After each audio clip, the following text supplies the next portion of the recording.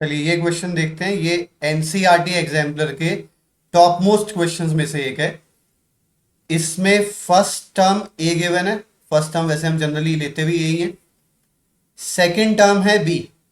देखें, इतनी सी इंफॉर्मेशन का हम एक फायदा ले सकते हैं कि अगर फर्स्ट टर्म ए है, सेकंड टर्म बी है, तो कॉमन डिफरेंस क्या होता है? कॉमन डिफरेंस होता है second term minus first term या any term minus previous term. तो इतनी इंफॉर्मेशन से हम ये काम तो कर ही सकते हैं कि कॉमन डिफरेंस आ गया बी माइनस ए। साथ साथ में कहा हुआ है लास्ट टर्म इज सी।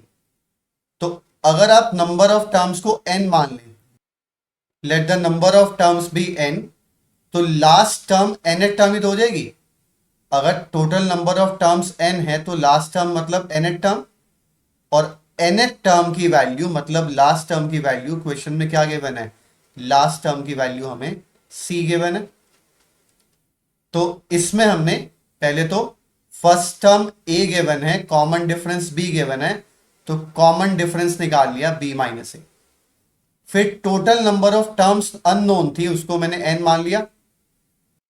अब फॉर इंस्टेंस आप मान लीजिए किसी एपी में 10 ही टर्म्स हैं। अगर किसी सीक्वेंस में एपी में अगर 10 ही टर्म्स हैं तो लास्ट टर्म कौन सी होगी? लास्ट टर्म 10th टर्म होगी। बिल्कुल ऐसे ही अगर total number of terms n है तो लास्ट टर्म क्या होनी चाहिए? एन टर्म होनी चाहिए। और लास्ट टर्म क्वेश्चन में हमें क्या दे रखी है? सी दे रखी है। इसका फॉर्मूला अप्लाई करते हैं। इसका फॉर्मूला होता है ए, और फर्स्ट टर्म वैसे भी ए गिवन है, plus N minus one into d. D हम निकाल चुके हैं, डी की वैल्यू थी बी माइनस ए। इससे घबराने की जरूरत नहीं है, आराम से हो जाएगा सॉल्व आगे। तो A plus N minus one into D और is equal to right side पे क्या है मेरे पास? सी। अब यहां से बहुत ध्यान से देखेंगे कि एन कैसे निकलना है, क्योंकि एन निकलने के बाद क्वेश्चन में कुछ भी नहीं है। यहां से एन फाइंड करने के लिए क्या किया मैंने? एन माइनस वन को तो यहीं रखा। तो एन फाइंड करने के लिए सबसे पहले तो ए को इधर लाके माइनस करते हैं। इसको तो ऐसे ही रहने दिया अभी मैंने, N minus one into B minus A को कुछ नहीं किया। सबसे पहले ए को इधर लाके माइनस करते हैं, तो क्या हो जाएगा? ये सी माइनस ए हो जाएगा। अब एन फाइंड करने के लिए बस दो छोटे छोटे काम करने हैं। पहले तो बी माइनस ए को इधर से नीचे ले आते हैं। N minus one is equal to C minus A upon B minus A. इसको नीचे ले आएंगे तो हो जाएगा बी माइनस ए।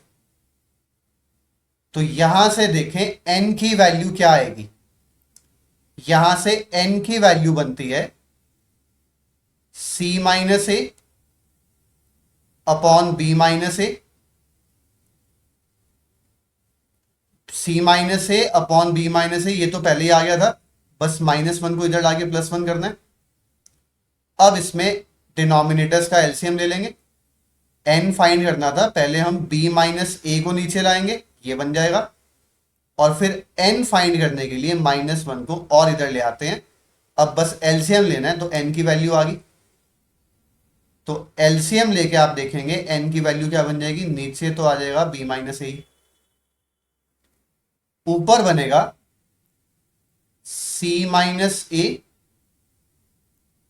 प्लस बी माइनस ए। सी माइनस ए प्लस बी माइनस ए। तो इससे आप देखें एन की वैल्यू क्या बन जाती है? एन की वैल्यू बन जाती है B plus C minus two ए। एन हो गया B plus C minus two A upon B minus A. बस नंबर ऑफ टर्म्स आ गया, अब और कुछ भी नहीं है। इसके बाद आप देखेंगे एक स्टेप में ही आंसर आ जाएगा। कैसे? मुझे फाइंड करना था सम ऑफ एन टर्म्स।